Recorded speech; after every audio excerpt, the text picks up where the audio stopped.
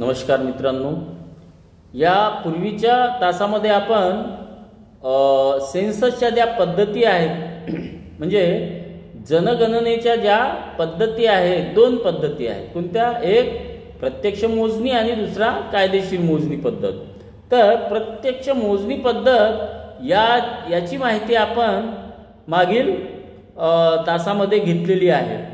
या तासामध्ये आपण कायदेशीर मोजणी पद्धत आहे, डी ज्युअर मेथड, इंग्लिशमध्ये आपण त्याला डी ज्युअर मेथड, त्याला कायदेशीर मोजणी पद्धत असं आपण म्हणू. तर या टॉपिकवर आपण आज भाष्य करणार आहोत किंवा बोलणार आहोत. तर जनगणनेची जी पद्धत जी आहे, प्रत्यक्ष मोजणी पद्धती जे आपण यापूर्वी बघितलेली आहे, ती साधारणतः रात्रीच्या वेळेस केली जाते आणि ती अत्यंत सोपी पद्धत आहे. त्याचे काही गुण आहेत, तसेच त्याचे दोष सुद्धा आहेत इत्यादीवर आपण प्रकाश टाकला मागच्या तासमध्ये. आणि या तासामध्ये आपण कायदेशीर मोजणी जी पद्धत आहे ती बघू. तर कायदेशीर पद्धतीमध्ये मोजणीसाठी ठराविक कालावधी ही जास्त असतो. 2 किंवा 3 आठवडे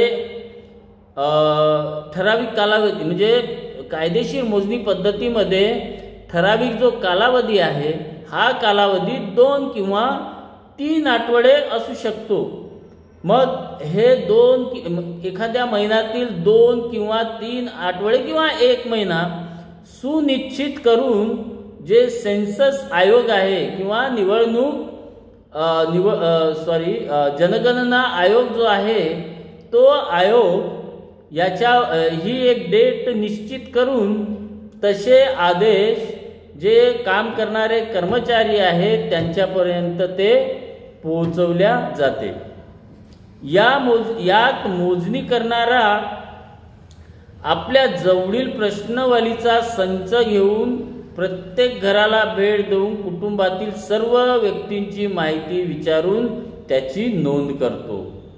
या पद्धतीत कसं आहे की जो नोंदणी अधिकारी आहे तो नोंदणी अधिकारी प्रत्यक्षरित्या आपल्या जवळ असलेली जी प्रश्नावली आहे ती प्रश्नावलीचा उपयोग करून प्रत्येक कुटुंबाला भेट देऊन त्याच्यामध्ये प्रौढांची संख्या किती, बालकांची संख्या किती, तरुणांची संख्या किती, महिलांची संख्या किती, मुलांची संख्या किती, त्यांचं एज्युकेशन काय, नोकरी म्हणजे जो प्रमुख आहे, कुटुंब प्रमुख आहे, त्या कुटुंब प्रमुखाचं उदरनिर्वाहाचं साधन कोणतं आहे, ह्या सर्व बाबींचं म्हणजे प्रश्नाद्वारे एक प्रश्नावली तयार करून प्रत्येक कुटुंबाला भेट देऊन ते त्यांच्याकडून ती माहिती काढण्याचा प्रयत्न हा प्रशिक्षित जे कर्मचारी आहेत ते काढण्याचा प्रयत्न करत असतात. यामध्ये कायमस्वरूपी घरात राहणाऱ्या व्यक्तींचीच माहिती गोळा केली जाते. बरोबर आहे. कोणी पाहुणा जर आला असेल अशा घरी तर त्या व्यक्तींची माहिती ही गोळा करण्यात येत नाही. जे कायमस्वरूपी तिथे वास्तव्यास आहेत अशाच लोकांची साधारणतः नोंद घेतल्या जाते. तात्पुरत्या घरात राहणाऱ्यांची माहिती गोळा केली जात नाही. या कायदेशीर मोजणी पद्धतीमध्ये जे परमनंट त्या घरी राहत असतात म्हणजे ते कायमस्वरूपी घरात राहणारे जे लोक आहेत त्या लोकांचीच माहिती जे कर्मचारी आहेत, आयोगाचे जे कर्मचारी आहेत ते कर्मचारी घेत असतात. तात्पुरते जे लोक बाहेरून आलेले आहेत यांची माहिती आयोगाचे जे लोक आहेत ते घेत नाही. मग याचे गुण जे आहेत किंवा याचे फायदे आहेत या पद्धतीचे, कायदेशीर मोजणी पद्धत हिचे जे गुण आहेत ते गुण आपण पाहू. तर साधारणतः या प्रकारात माहिती गोळा करण्यात पुरेसा वेळ दिलेला असतो, त्यामुळे चुका होण्याची शक्यता नसते. आणि प्रत्यक्ष मोजणीमध्ये आपण बघितलं यापूर्वी की तिथे वेळ कमी असतो, बरोबर आहे, वेळ कमी असतो म्हणून चुका होण्याची शक्यता नाकारता येत नाही. परंतु कायदेशीर मोजणी पद्धतीमध्ये या प्रकारात माहिती गोळा करण्यास पुरेसा वेळ दिलेला असतो, त्यामुळे चुका होण्याची शक्यता म्हणजे फार कमी असते. दुसरं आहे, यात कुटुंबातील स्त्री पुरुष यांचे वय, व्यवसाय, शिक्षण, भाषा इत्यादी विस्तृत माहिती गोळा करणे शक्य असते. या पद्धतीमध्ये स्त्री पुरुष, त्यांचे वय, व्यवसाय, शिक्षण, भाषा इत्यादींची विस्तृत माहिती गोळा करणे शक्य असते.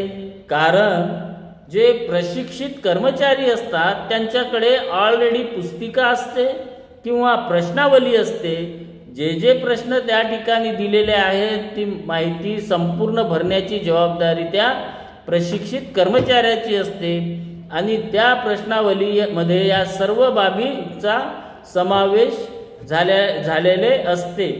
स्त्री पुरुष, त्यांचं प्रमाण, त्यांचं वय, शिक्षण, व्यवसाय, बरोबर आहे, ह्या सर्व घटना ज्या आहेत ह्या साधारणतः तिथे नोंद केलेली असते.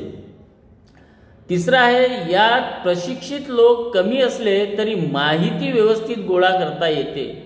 म्हणजे यांना काय म्हणायचं आहे की ह्या पद्धतीमध्ये ज्यांचा वापर केला जातो तिथे सर्वच प्रशिक्षित लोक असतात असं नाही.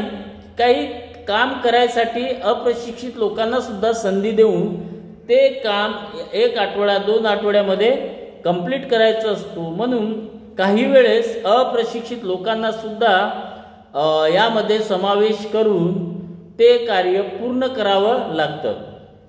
चौथा आहे, या प्रकारात माहिती तंतोतंत असल्याने ही माहिती वारसा, मालमत्ता इत्यादींचे वाद मिटविण्यास उपयुक्त असते.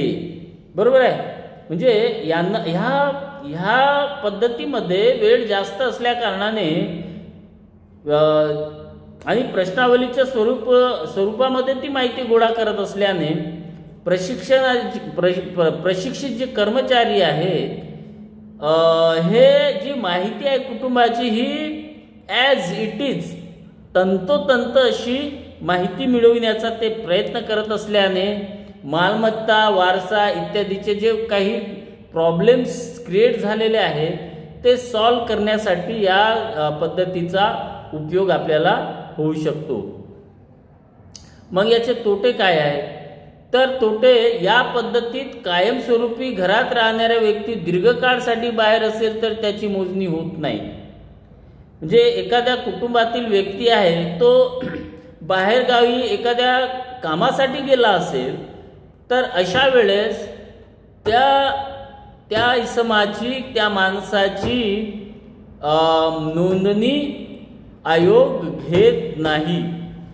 म्हणजे तात्पुरता कायमस्वरूपी न राहता तो दीर्घकाळासाठी बाहेर गेला असेल, कामासाठी बाहेर गेला असेल तर अशा वेळेस त्याची नोंदणी होत नाही.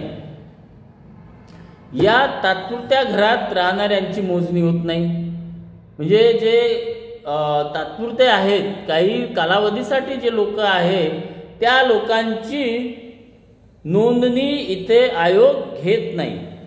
आणि नंतर आहे, या पद्धतीत मोजणीचा कालावधी मोठा असतो. या काळात मोजणी झाल्यावर एखाद्या घरातील व्यक्तीचा मृत्यू किंवा तेथे जन्म झाल्यास त्याची माहिती यात असत नाही.